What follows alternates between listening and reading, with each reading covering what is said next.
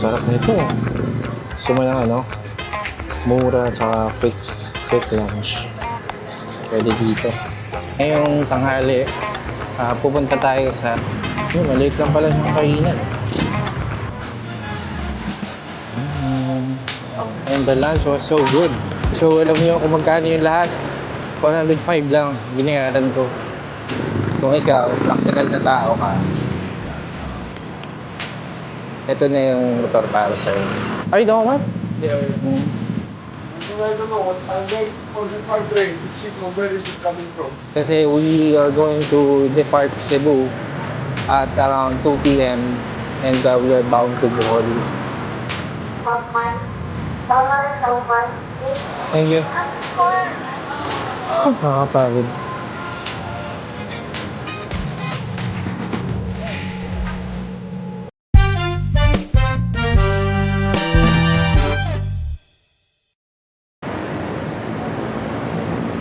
So right now we're here in IT Park and we're currently using this motorcycle, the Honda Click 160.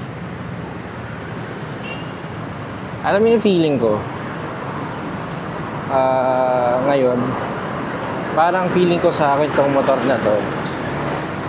And then, parang na-excite akong i-drive siya ngayon kasi nga, nami-miss ko yung feels nung arangkada niya.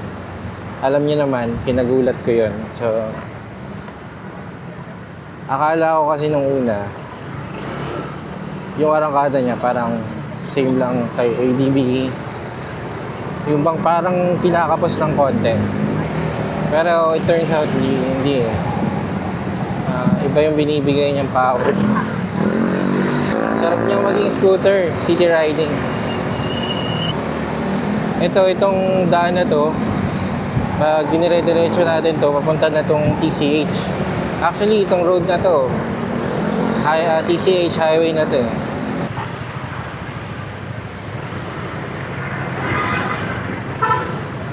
Yung maganda kay kay Honda Click. Napakasarap niyang isingit-singit ba.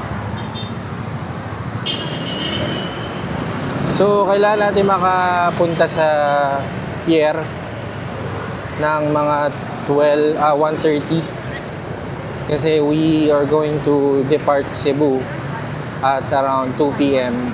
and we are bound to Bohol.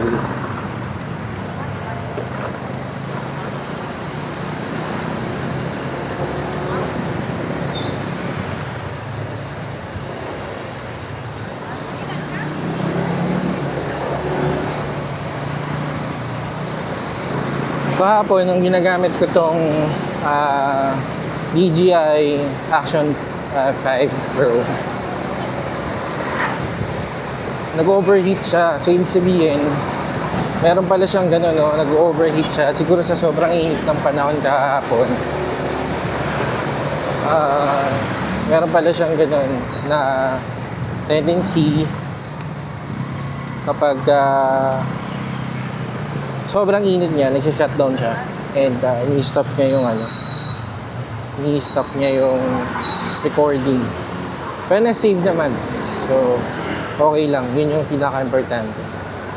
So, kung dito sa Cebu, we're using the Honda Click 160.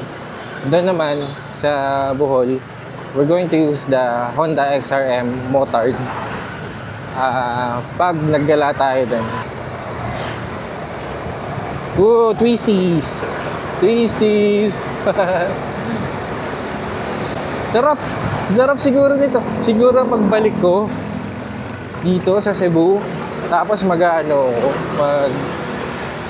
tawag dito, magti-TCH ako. Parang nakaka-tempt na ito yung gamitin. Parang sarap eh. Oh, sarap niya maneuver. Ako wala na masabi dito kung ikaw, practical na tao ka. Ito na yung motor para sa'yo. Kasi unang-una matipid, hindi mahal yung maintenance nito. Matipid siya both maintenance and fuel efficiency. Tapos, may binibigay na power. Oh, diba? So, quick ka na lang, lunch lang, then sipat na tayo. Soli na natin to. Tapos, punta na tayo ng port. Yun, maliit lang pala siyang kainan.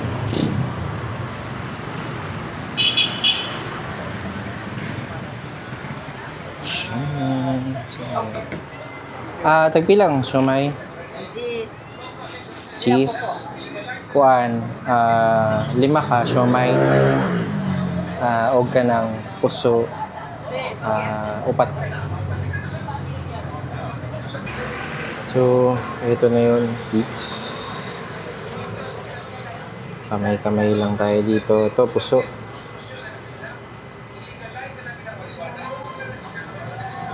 Sarap nito. Gusto mo lang mura tsaka quick lunch. Pwede dito. Kung malapit ka dito. Buti na lang wala masyadong maraming wala masyadong tao.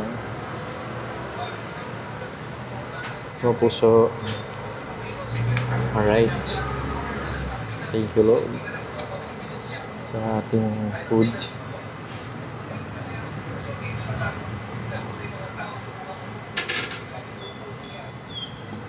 Nice.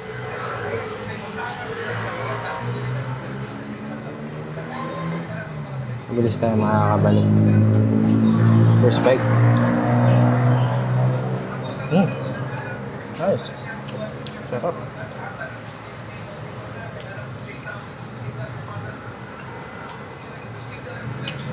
Sarap na. Malinam-nam yung loob eh.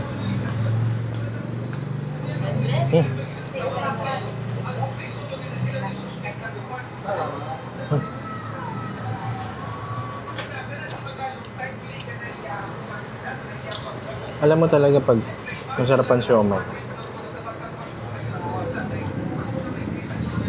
Malalaman mo siya sa unang kagat mo pa lang.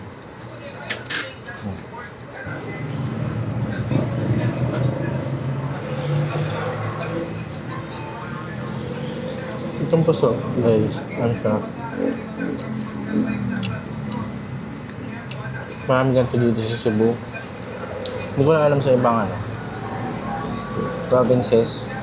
I think meron ito sa Dumaguete. Nakatry ako nito. Meron doon sa may Siliman, malapit sa parang Pantalan. Meron doon parang pungko-pungko. Ewan ko lang ngayon kung nandun pa rin. Kasi parang inayos na nila yung seaside nila.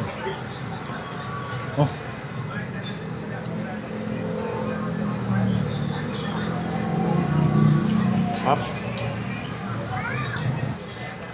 Thank you.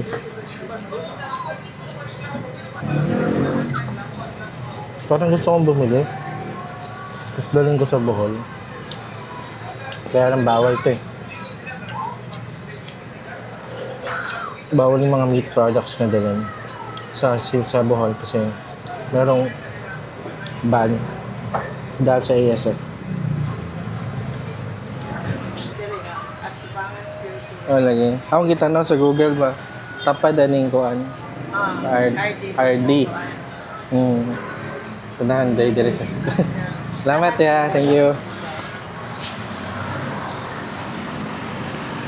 Tapos na tayo mag-lunch. Mabilis lang. Kasi, walang tao.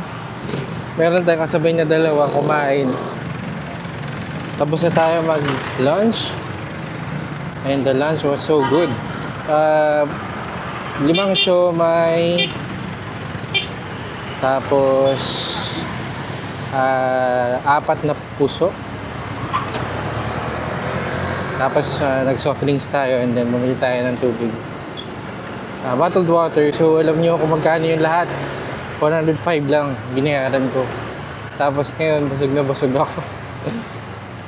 Kasi yung siomai 10 piso lang, then yung puso 5 piso lang.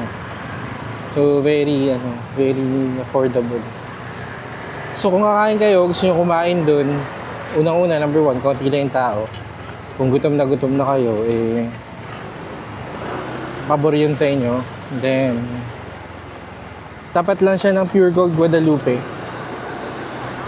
Tapos nakausap ko si ate, sabi niya, ang siomay sa Tisa is nasa Tisa talaga sa Labangon. Yung lugar, yun yung lugar. Tisa. So parang ano lang sila, mini branch dyan. Tsaka nabanggit din niya na may mga pumupunta daw dyan kasi nga isa yan sa mga tinuturo ng Google Maps, yun din yung sinundan natin. So, nahihirapan daw silang hanapin yung kainan na yan. Buti na lang sa Google Maps, tinignan natin yung ano, yung street view. So, nakita natin. Masarap yung siomai nila eh. Parang hindi tinipid. Hindi ko alam, gusto ko natitempt ako na tanongin si ate kung paano ginawa yung siomai. Kasi parang, well, I think hindi naman siya mahal. Mura nga siya for me. And hindi rin naman siya ganun kamura talaga. Kasi 10 pesos isang peraso. Pero mura pa rin eh. Tapos iba yung lasa niya. Para siyang, nakalimutan ko, saan ko ba i-compare? Yung binibilan din ng siomai, siopaw. Kuwon ba yun? Kuwon House? Kuwon House? Nakalimutan ko yung pangalan. Parang ganun, same sa siomai doon. Pero yung sa Kuwon House na yun, matigas. Parang sobrang siksik. Eh yun dito, parang ang texture niya is, ano ba yung bone marrow, parang ganun. Pero hindi naman yung sobrang lambot. Pero ganun yung feels niya. So malapit na tayo sa motorbike, sasoli nga na namin, Honda Click 160. So dito na ang huling ride natin for now. Malay mo, pagbalik ko dito sa Cebu, kunin at hiramin ulit kita. So, we'll see. Tingnan natin kung ano yung matitripan natin motorbike by that time. Uy. Oh. Returning? Yeah, returning this. Are you the one attending the shop right now? Yes. Mm-hmm.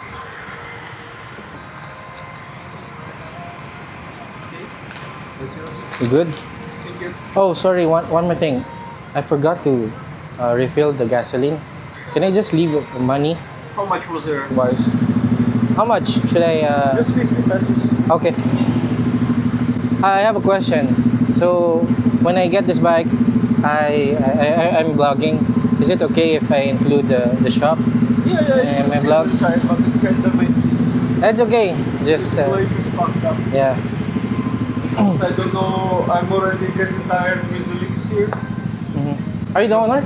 Yeah. Mm. And then I don't know what. I'm waiting for the fire drain to see from where is it coming from.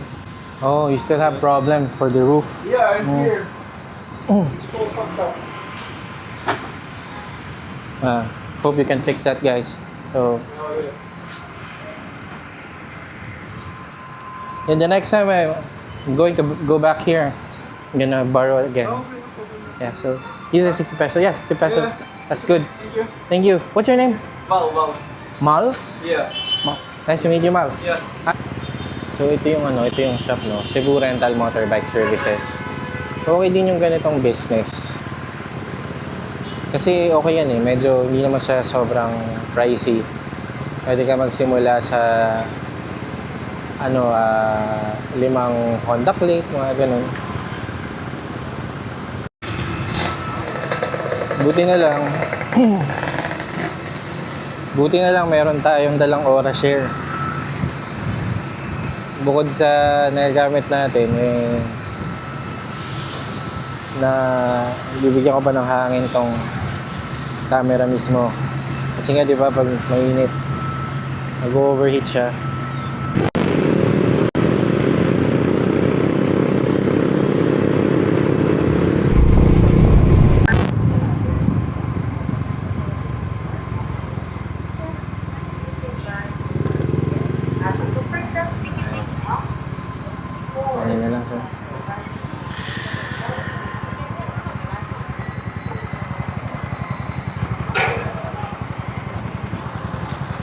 Yes, sir. 60. Thank you. Ano sir? Mhm. Daman, please proceed to hold and start taking counter.